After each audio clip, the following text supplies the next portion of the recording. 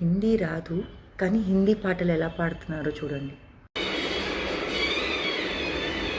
क्या हुआ इकरार हुआ है प्यार से फिर क्यों डरता है दिल हुआ इकरार हुआ है प्यार से फिर क्यों डरता है दिल कहता है दिल रास्ता मुश्किल मालूम नहीं कैसा मंजिल कहता है दिल रास्ता मुश्किल मालूम नहीं है कहाँ मंजिल